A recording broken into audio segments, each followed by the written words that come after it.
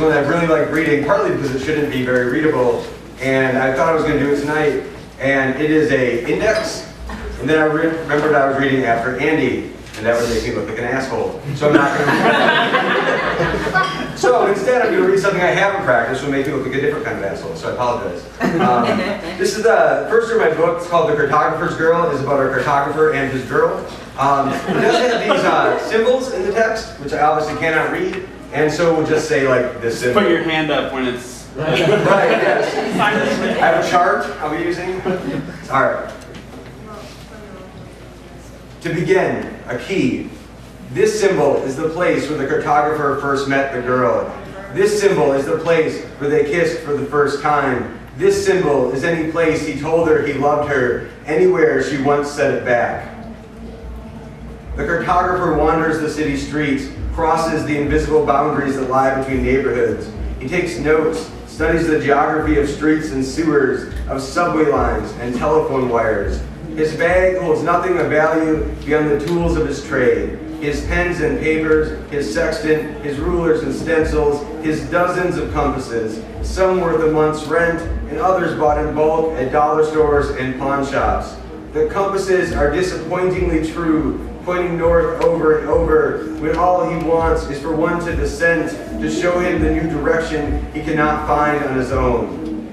Even the compasses that break, that learn some new way, none ever point him to her, at least not yet. It is not their fault, but his. He is making the wrong kind of map, knows he is, but can't stop himself. All the maps he's made since she left have been wrong, but the cartographer does not know the kind of map he needs. Different maps have different requirements, and trying to make the wrong kind of map in the wrong way is an obvious mistake. Less obvious is how making the right map in the wrong way will also fail, with no indication of how close he is to his goal. There is no partial success to hope for. He will either find his way to her, or else he won't. When she started sleepwalking, neither of them knew where she was trying to go or why she was going there. She was an expert at slipping out without him noticing, at opening the bedroom door and then the apartment door without making a noise. He'd awaken and find her missing, and then it would be a mad scramble down the stairs, down the street, trying to figure out where she went. Sometimes he found her sitting in the lobby of their building, or on a bench a block or two away. On other nights he'd search for hours, only to return home and find her asleep in their bed, her nightgown streaked with mud. During her worst episodes, she would be gone for days, days when she didn't sleep or eat or work, instead wandering the city with someone else's map in his hand, some official version of the city, drawn by a company or a commission, an agreed-upon fiction with which he hoped to guess where she might have gone. Afterward, she could never explain where she'd gone or what she'd been feeling while sleepwalking. After the first months, the cartographer realized he wasn't supposed to ask, that she couldn't or wouldn't answer his questions, no matter how insistently he pried. All she'd ever say was, "Let's just enjoy the time we have together," and then she'd cling to his body like the mast of a sinking ship, like she had lashed herself to him. One time, near the end, the cartographer found her in the Broad Street subway station, sitting beside the train tracks, crying into the red scarf she always wore wrapped around her neck. When he asked why she was crying, she told him that she had just missed it, that she'd been so close this time. She said the word skinny over and over, but he didn't ask what she meant. He stopped asking when she begged him to. Besides, she herself was skinny now, had lost so much weight in the previous months. How was he supposed to know it meant something else entirely? He looked down the empty tracks into the open mouth of the subway tunnel. He worried she'd hurt herself, that if he didn't stop her, she'd do something terrible. Now she was gone, and it was he who was hurt, by her absence, by not knowing where she went, by not knowing a sure way to follow. This symbol is any place where he believed he saw her after her disappearance. It is any place he circles back to, week after week after week. The cartographer compulsively maps everywhere he visits, draws at any surface he can find. At the bar down the street from his house, he draws topological renditions of the layouts of the tables, of the path from his stool to the bathroom, of the distribution of waitresses or couples or smoke. There are many kinds of maps, but none of these get him any closer to where he needs to be. He keeps drawing anyway until he feels his head begin to nod. He pays his tab, gets up to leave. If he walks home fast enough, he might be able to fall asleep without dreaming of her. It is never enough to assume that the reader of the map will approach it with the same mindset the cartographer does. Even omitting something as simple as a north arrow can render a map useless, can cast doubts on all it's trying to communicate. Other markings are just as necessary. There must be a measurement of scale, and there must be a key, so that annotations and markings can be deciphered, made useful. Even though the map is for only himself, it must still be as perfect as possible. This symbol is any place she woke up after sleepwalking, any place he found her, disoriented and scared. He makes this mark over and over and over. Her sleepwalking, it wasn't the only thing wrong with her, but it wasn't until after she disappeared that he opened his mail to find the first medical bills sent from hospitals all over the city. She'd been hiding them from him, keeping him safe from how sick she was. Opening each envelope, he saw the names of procedures she's undergone, the dollar amount she owed after the insurance paid its share. Blood tests, x-rays, EEGs, EKGs, acronyms on top of acronyms, prescriptions for anti-seizure medications, for sleeping pills and increasingly powerful dosages.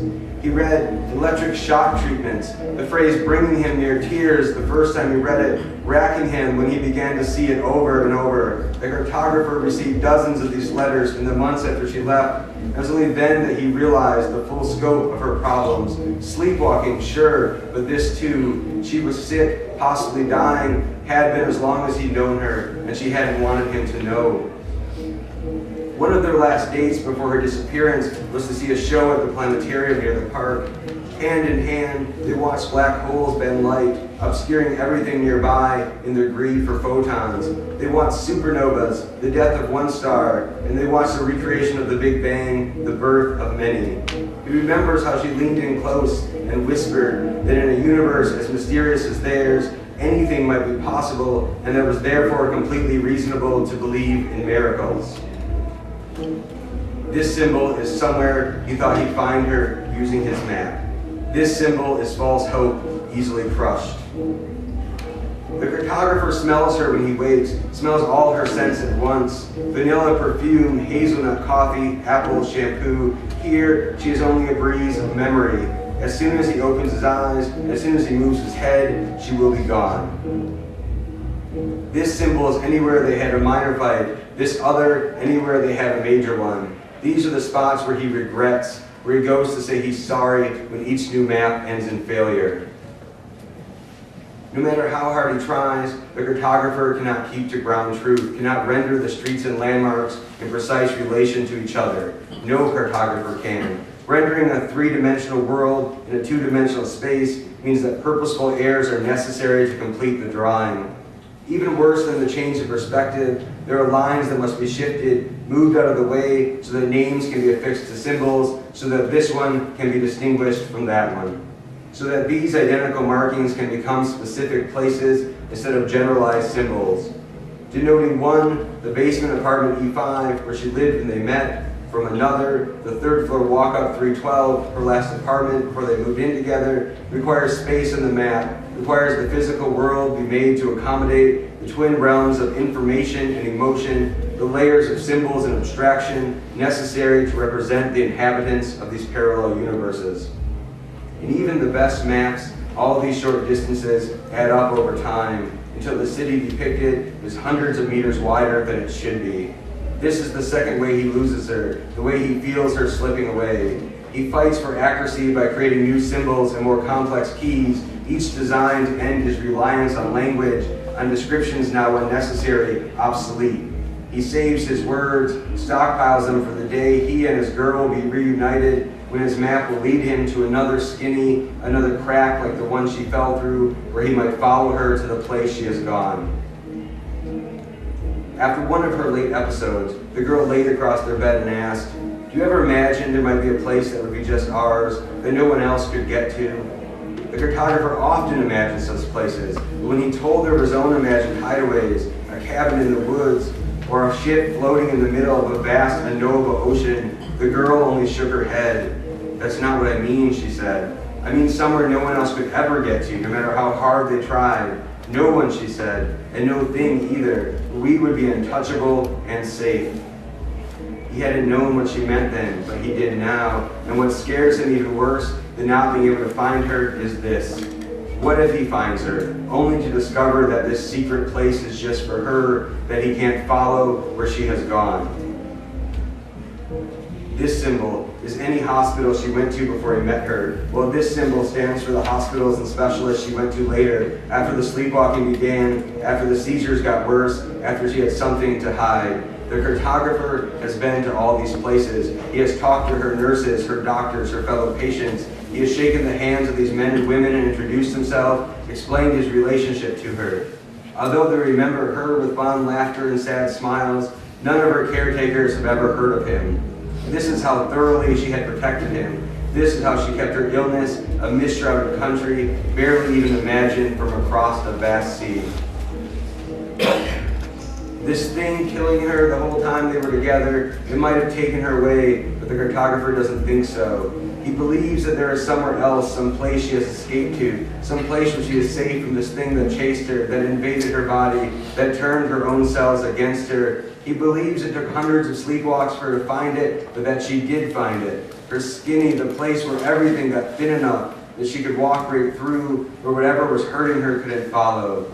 It has been years, but in his heart he is still true. He has doubts, but he does not allow himself to express them. To do so would be the end of him, of all that he has become, of all that he has reduced himself to. He is only the cartographer, and so he must continue to believe. The cartographer once thought that this would be the last map he would ever create, that his profession would end with the culmination of this quest, but he knows that it might not.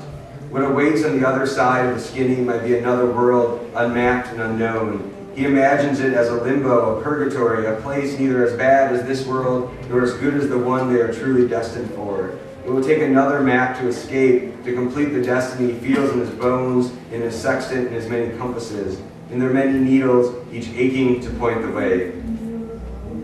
X. X is the store where he bought the ring he never got to give her. X is the place where he planned to propose, where he had already made the reservation. X is the speech he rehearsed that he practiced saying slowly, carefully, so that she would not mishear even a single syllable. X is nowhere. X is now. X is never mine. X is everything that ever mattered. X is all he has left. What follows the realization of his mistake is as intuitive as breathing, as involuntary as sleepwalking. He spreads his mat before him, messy with 1,000 corrections, and then eraser in hand, he tries again. One by one, he eliminates all the symbols, destroys them, and replaces them with words.